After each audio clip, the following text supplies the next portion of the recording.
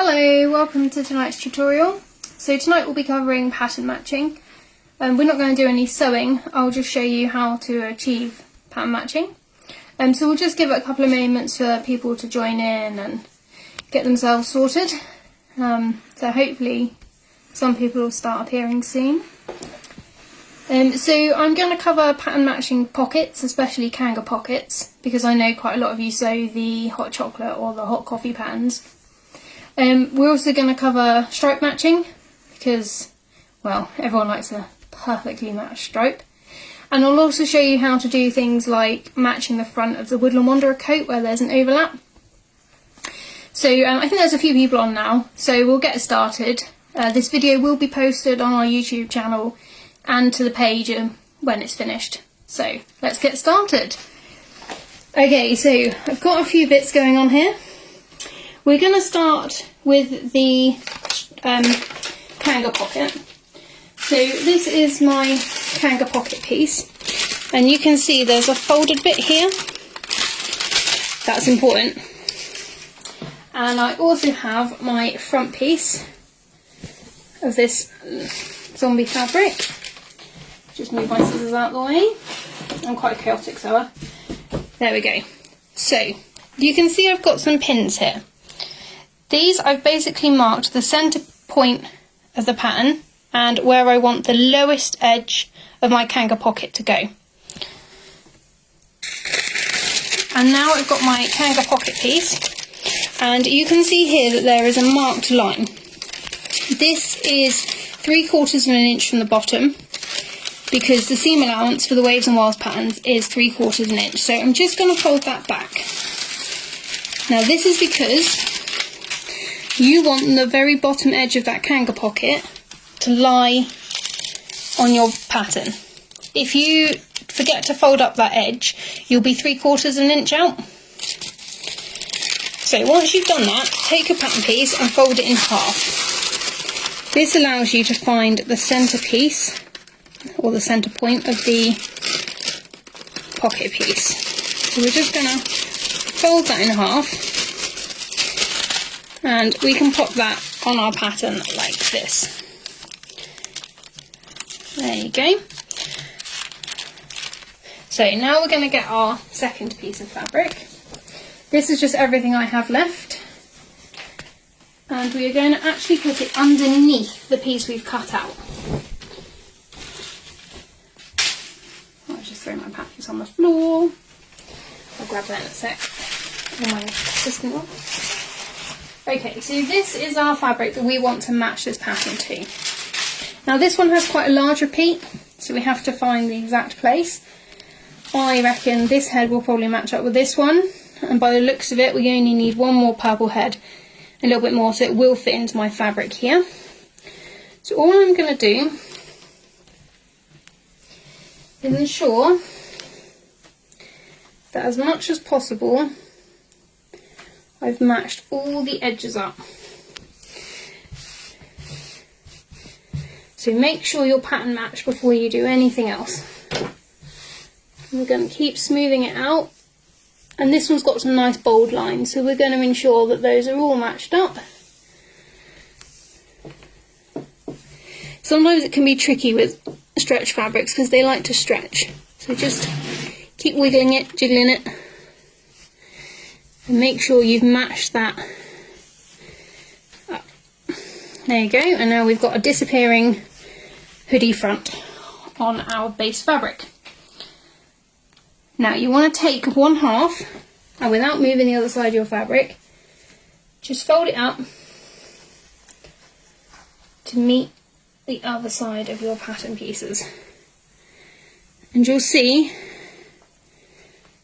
the pin is now getting in the way where I've crossed it. I'm just going to take that one out. I just did that to make it a little bit more obvious to everyone, but I'll take that one out.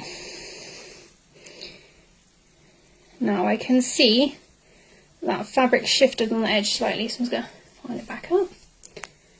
There. So now we have the two halves of our hoodie laid out, and that's our centre pin. We're then going to take our Kanga pocket and ensure it's pointing the opposite direction. I'm actually going to move it down slightly for the demo because we can get closer. And we're going to tuck this folded edge right in there, just making sure that our fabric's nicely folded down. Then we're going to get some pattern weights. We're only going to weigh down the bottom layer of that pocket. There. Now we're going to gently remove this out of the way. We're going to open up our Kanga pocket. And we're going to put the rest of our pattern weights on to hold that nice and steady as we cut. Now, I actually cheat with this because when you're cutting, your scissors can lift the fabric up slightly, and I'm not very good with a rotary cutter. I'm more likely to cut my own fingers off. So I just go round it with the biro, because these are all going to be in the seam allowances anyway, so all these marks will disappear.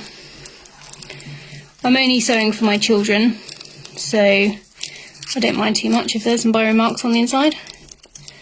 To be fair, there'll probably be biro marks on the outside by the time they finish wearing it, so I don't worry too much. So we're just going to draw around our pattern piece carefully. You can use tailor's chalk or the pens that disappear when you iron them.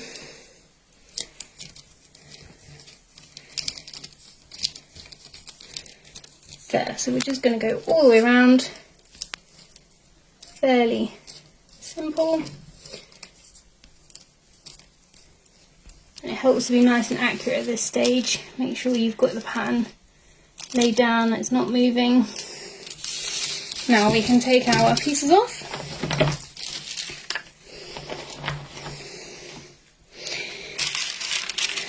And we can unfold this bit, which I didn't do beforehand. Add that to the bottom. Otherwise our pocket will end up being 3/4 of an inch too short. We just quickly draw that in. So, remember to unfold the seam allowance. And there you have it. We've drawn around our pocket. I don't really recommend that you use biros if you're selling your clothing, but for the purposes of my demo, I like to use a biro. So now I'm just going to really carefully cut this out. You can see that the fabric lifts up slightly as I cut, and that's why I don't like to do it with the pattern piece on top. It can misalign it and then you end up with a non-perfect match. And it's really annoying when you get it, you know, just right, and then it doesn't quite match by the time you finish. So remembering to cut that lower line, I didn't unfold it, cut all the way along there.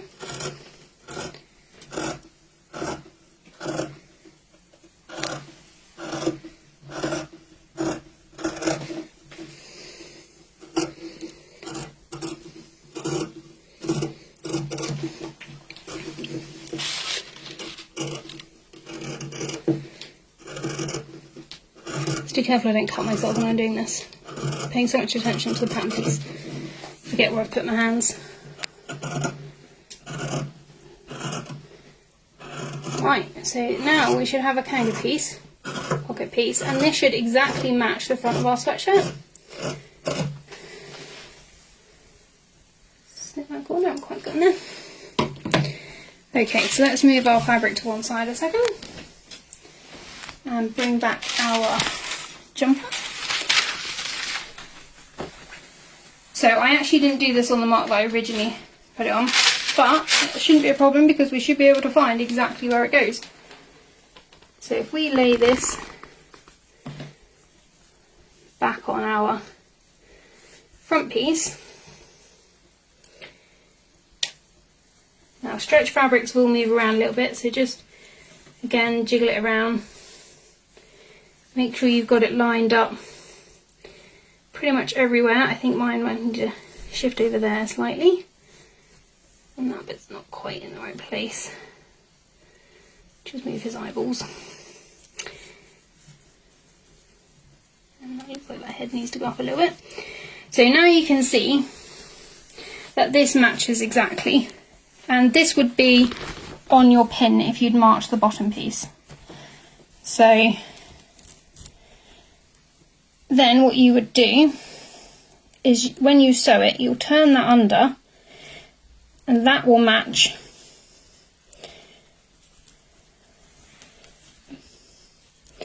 so then when you sew it on in the same place, it will still match along the bottom and it will be sewn on in the correct position on your marker. There we go. So this holds true for the entire piece now. Because it exactly matches what's under it, it doesn't matter if we take some of the top off. We could sew it like that. We can fold these edges in, or add a bit of ribbing along the edges, although that kind of ruins the illusion. And because we're folding it, it's still going to match the piece underneath it. So you just continue doing the instructions as normal, and then sew it onto your top. And it will pattern match the whole way around. So that's how you do one on the front of the kanga. I'm not actually going to say that because time. But I will sew it up and pop a picture on the group. So let's move that one out of the way. Okay, next up we have stripe matching. Now I have a bit of a thing about matching stripes. I like them to be exact.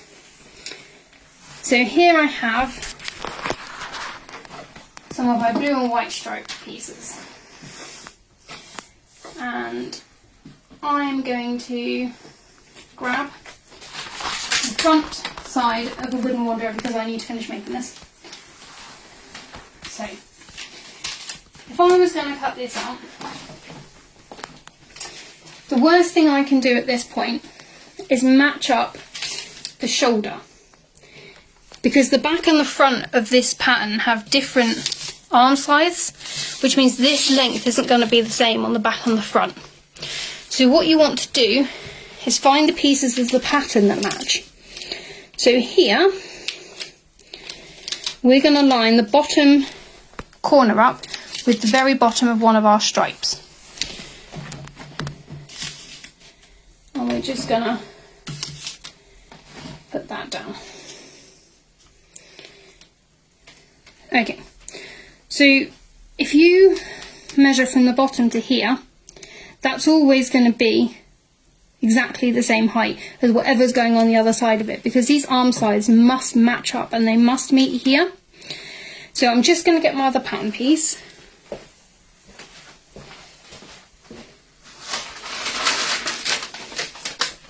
Okay, so this one should be cut on the fold because it's a back piece. I don't have enough room on my fabric, so I'll just show you the concept. So here you can see that we have this dip. So this is as though I'm doing the curved hem at the bottom of the Woodland Wanderer. So we don't want to count that towards our matching. We want to do the same edge, the one that lines up with the arm size. So we're going to move that down to the nearest blue stripe. Now this won't actually fit on the fabric, but don't worry, it's only for demo purposes.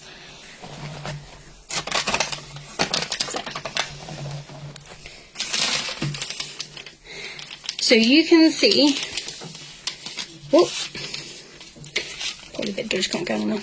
This one here starts at the bottom stripe and it goes all the way up the arm size. This one starts at the bottom stripe and goes all the way up the arm size. You can see I probably cut them a bit dodgily here, but when I sew, I'm going to also start at my bottom edge. So once I've cut these, I would line them up right sides together, making sure that my stripes match the entire way up, and then I always sew from the bottom up towards the arm size. I try and clip, these are 1 centimetre stripes, so I would try and clip every blue one on my way up. If you find your fabric's moving around a bit when you're overlocking it, it can be better to use pins when you're doing stripe matching, because it does keep it a lot more steady. So then once you've sewn those two pieces together, you'll have stripes that match the entire way up. So that's how I'd go about stripe matching a side seam. The concept for sleeves is exactly the same. So you would get your sleeve piece, which I have just here. I've cut pieces everywhere today. So if you want both your sleeves to match and be exactly the same, again, you want to start at the straight point at the bottom. So I would line this up with the stripe at the bottom, obviously on the fold, and then I'd cut my second sleeve so that the bottom of the sleeve again was right on the bottom, and then I always sew from this bottom edge where I've lined up towards the top. So that's how I go about pattern matching the sleeves. Now it all gets a bit more complicated when you've got an overlap. So I don't know how many of you have sewn the Woodland Wanderer coat, but the front piece overlaps the back piece. You can see that in the one that I sewed up in the sew along a couple of weeks ago. So here I've cut out, that's actually a back piece, I meant to cut out a front piece, but we'll pretend it's a front piece. And we have again our zombie fabric. Now, the Woodland Wanderer is made of two separate pieces. So you don't cut the front piece on the fold.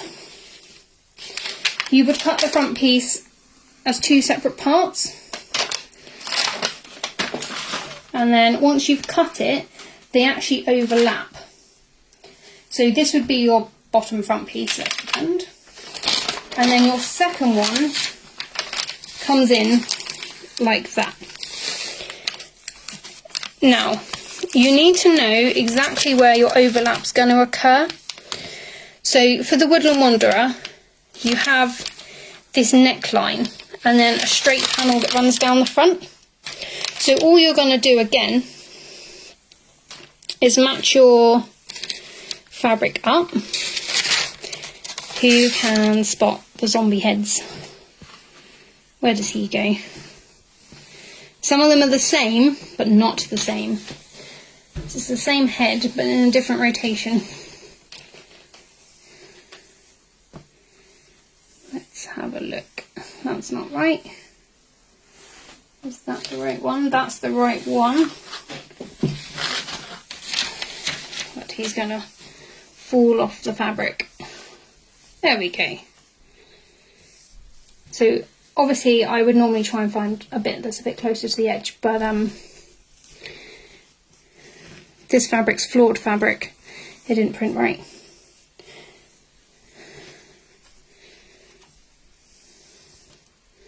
So not too concerned about lining it up halfway through. So again, I always use the bottom fabric to just get my pattern matching before I start doing it for real. Match his ear up and his headphones, puts my eyes in.